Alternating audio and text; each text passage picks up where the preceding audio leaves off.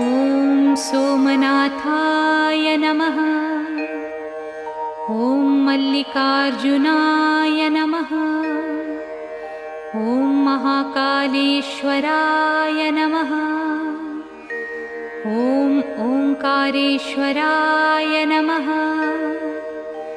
ॐ वैद्यनाथाय नमः। ॐ भीमशङ्कराय नमः। ॐ रामेश्वराय नमः। ॐ नागेश्वराय नमः। ॐ विश्वेश्वराय नमः।